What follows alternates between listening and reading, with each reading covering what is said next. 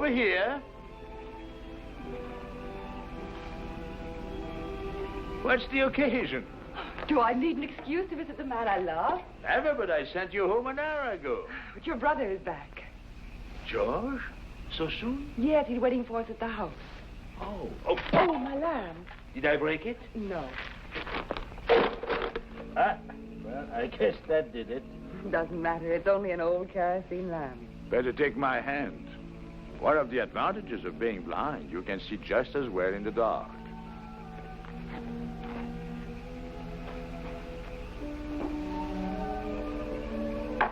Let's sit down for a moment. Now, what is it, darling? Something to do with George's trip.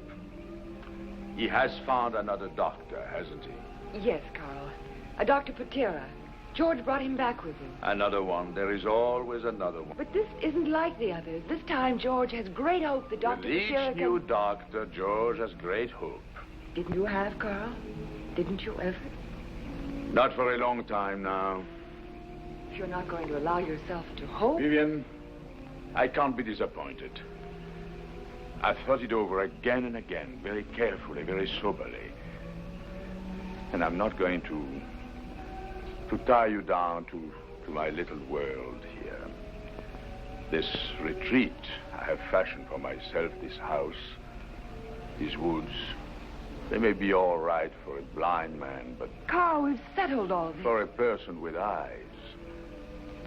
I can only guess at it, of course, but I know it would soon suffocate you. I've always heard that the groom-to-be gets frightened just before the wedding date approaches. It's no good, Vivian. Shut off from the rest of the world with a half-man. A lover who can't even see your loveliness. Carl, A man who can't...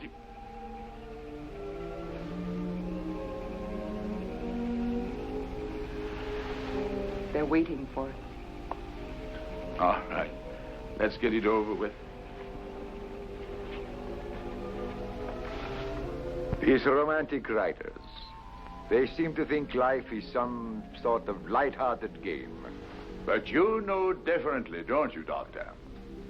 Only too well, Mr. Barry. George? Here. Carl, this is Dr. Pettiera. George, you never give up, do you? I promise you this is the last.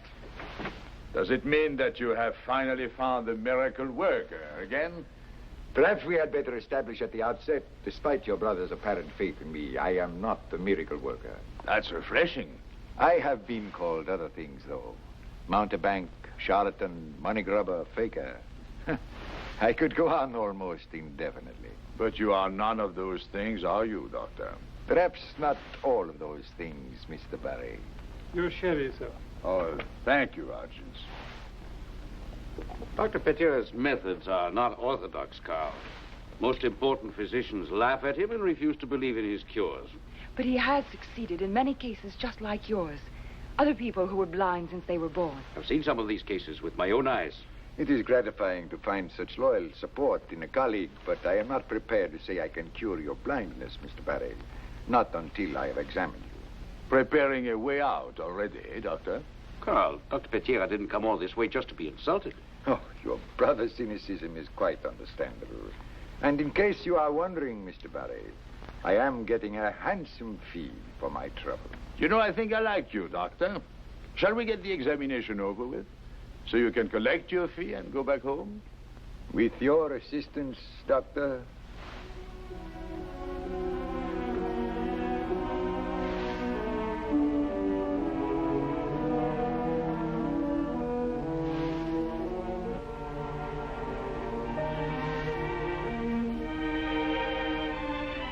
All right, Doctor. I'll open the windows, get some air. Well, you are keeping my brother and Miss Ellington in an agony of suspense, Doctor. It is up to you, but I may not be taking the trip back home as quickly as you expected. Come now, what do you mean? What do you mean it's up to me? I mean, I believe I can cure your blindness. But? You are, of course, unaware of what it means. The idea of seeing again for the first time in your life. You have made a cozy little nest here for yourself. I suppose in some ways you are happier than many of us who have had our sight since birth. You have what all of us are after. Security and a kind of peace. That peace and security can be shattered. It seems to me you do protest too much, Doctor. Many of us live in fear of losing our sight. I think perhaps you are afraid of gaining yours. And there are other considerations. The operation will be an extremely painful one. There are no opiates I can administer for this kind of surgery. I'm afraid that's right, Carl. Also, there will be a tediously long and difficult post-operative period. The patient will have to lie in bed almost immobile for at least 3 weeks. And no matter how successful the surgery is, there is still one big question mark. The true condition of the inner eye. Just what are you trying to say, Doctor? It is possible that Mr. Barret will have his sight for only a few moments, then lose it again, permanently. Always a joker in the deck, eh, Doctor? That's why it is up to you. You cannot begin to realize what temporary sight would mean to you. A chance only to learn what you are missing by not being able to see. Yes. A sort of exquisite torture designed to last a life. Exactly. If your eyesight should fade in those first few moments, nothing on earth will be able to restore it. But of course, it may not fade. The operation may be a complete success. I can guarantee nothing.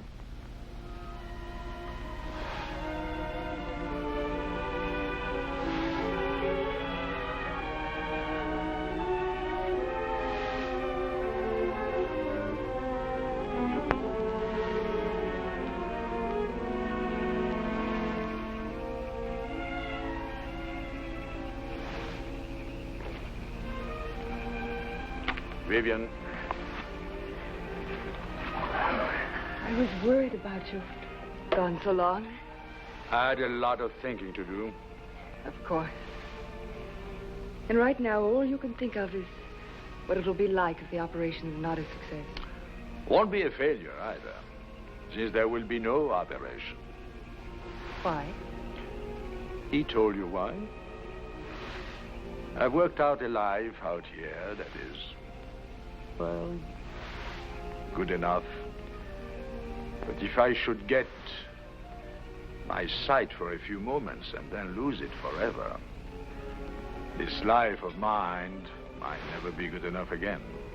And what about all the years that George spent studying medicine so that he could become a doctor and maybe help you in some way? I warned him against that. I told him it was hopeless. You owe him nothing then? Yes, of course I do. I owe him a great deal. That's why I'm not going to let him go to the further expense of an operation that would undoubtedly be a failure. All right, Carl. It's your life. Live it your way. But live it alone. Vivian, where are you going? I'm saying goodbye, Carl. Goodbye. I'm going to follow your advice. I'm going to find myself a complete man. A man with eyes. Vivian. I'm going to find myself a man who can appreciate me. Every morning I wake up and I comb my hair just so. For my lover. I pick out a special dress, just the right color for my lover. But my lover never sees me. I walk through the streets of the town and I feel the eyes of the men following me. And I think, if only Carl could see me. If only I could see that look in his eyes. Yes. Just to be able to look at your face. Even for a moment. Oh, no. It didn't matter that the man I loved was blind. He loved me even though he couldn't see me. That's better than all the staring eyes of all the men in the world. But, darling, don't you understand? Now there's a chance. If only a chance. And you're afraid. You're running back to this little world of yours. Oh, darling, don't you understand? Yes. Yes. Yes, I understand. If I let Petera go now without trying, I'll regret it for the rest of my life. Yes, Carl. Well, they're waiting for us.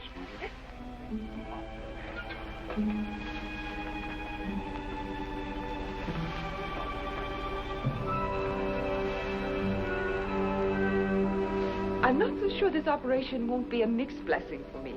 For you? Yes, you don't know what I look like. You're perfectly satisfied now, but... That's one thing I'm certain won't be a disappointment. Very gallant. But you have no way of knowing. That's true.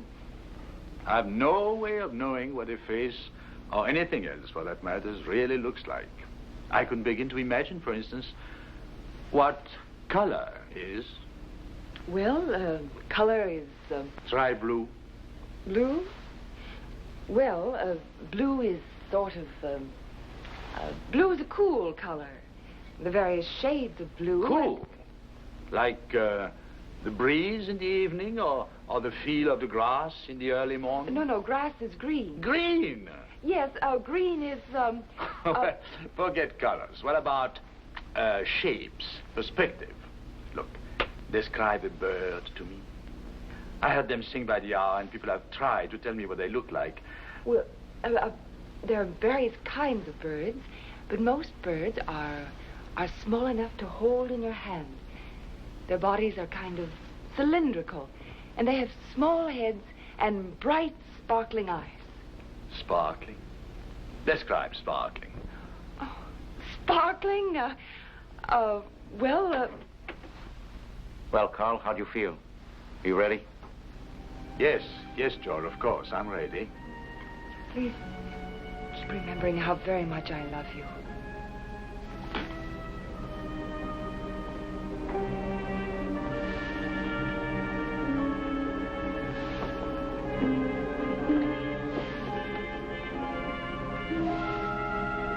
Good morning, Mr. Barry. Morning, Doctor.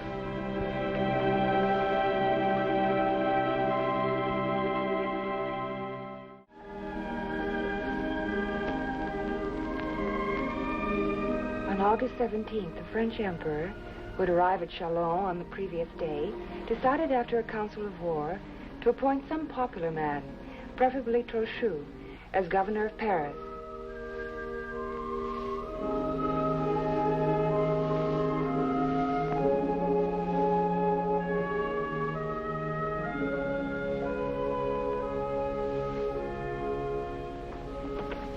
There'll be no more of that.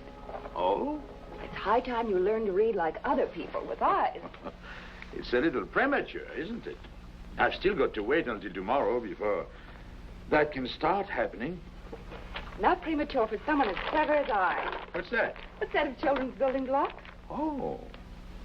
A sort of braille for the almost not blind, hmm? Uh-huh. Clever, hmm? Here's the letter A. A. Now, you know, I've learned my ABCs as a child in Braille. But this is the first time I had any idea what they looked like to you. And here's the letter B. It's funny. In many ways, it will be like being a child again. In many ways, like being a child for the first time. Good morning, miss. Oh, miss, Dr. Moray was asking about you a moment ago. Does he want to see me? Yes, miss, right away. I will be a moment, darling.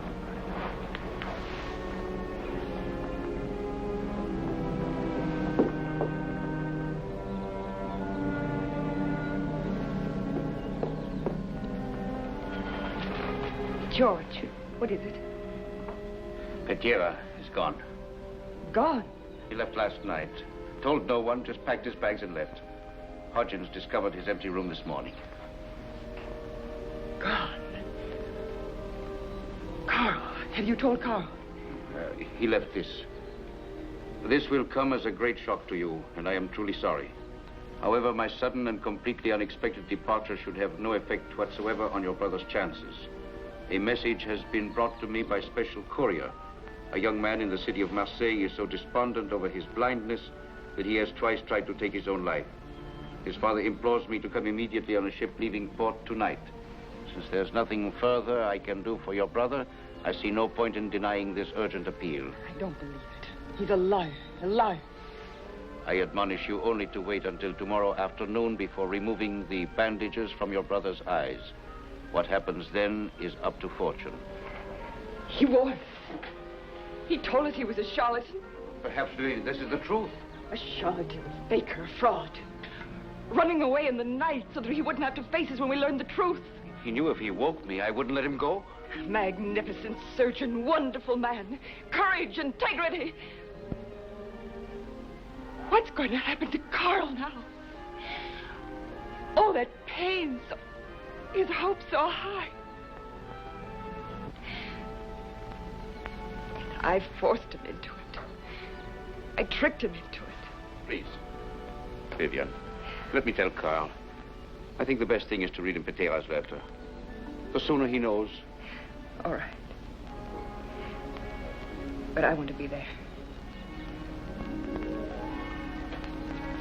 What happens then is up to fortune. P.S. You may tell your brother, so that he can keep his concept of me intact, that the gentleman from Marseille has offered a fabulous sum for my services. Your servant, Brewer Peteira. Sounds like Peteira, all right. Come now. I seem to detect a strange note in this room. Do you think Peteira is not telling the truth? It's just, we were worried how you would feel about it. Silly. It changes nothing. I'm glad you're taking it this way, Carl. Now the way to take it. Now, if you'll both be kind enough to leave the patient, it's time for my morning nap. I shall need plenty of strength when these blinkers come off tomorrow.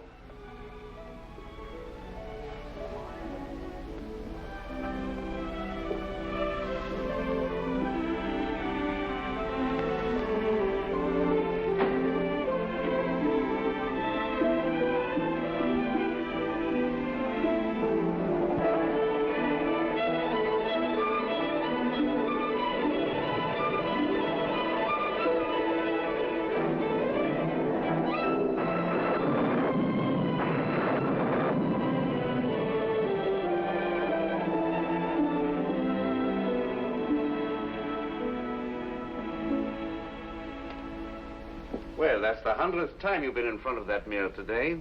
And you? Are you all ready for your brother to have his first look at you? He won't bother to look at me. And now, if you think your nose is on straight...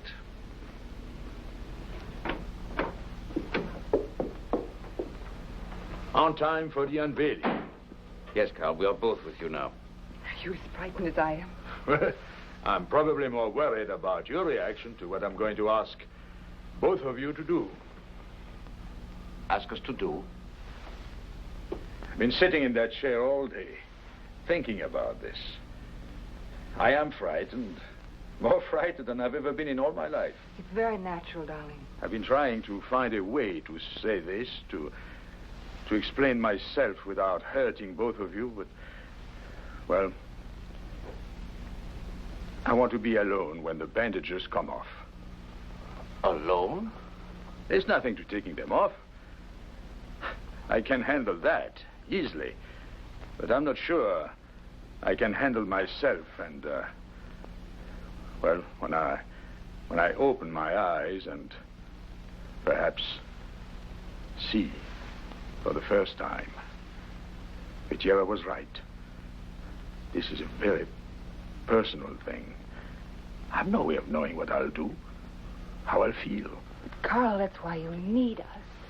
Please try to understand. This is a time for a man to be with himself. His own private thoughts and emotions.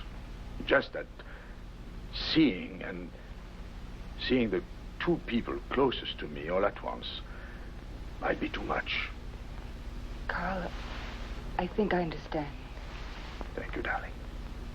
If you should find, as Dr. Peteira said might happen, that you can only see for a few minutes.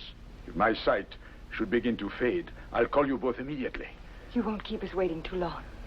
As soon as I'm ready, I'll call.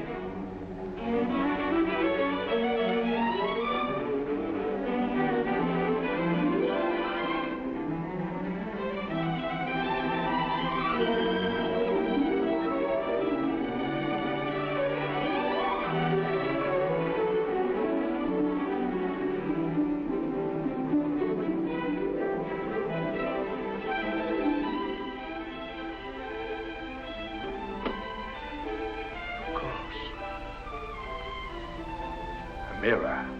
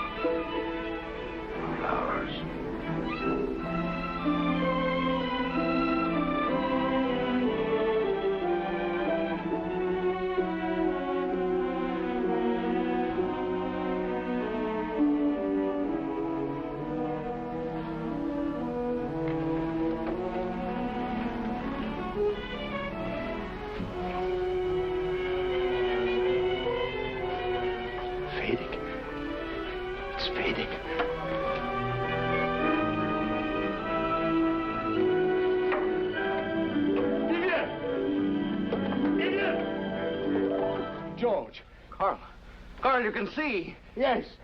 Yes. And it's fading. Where is Vivian? I want to see Vivian. Carl, Carl.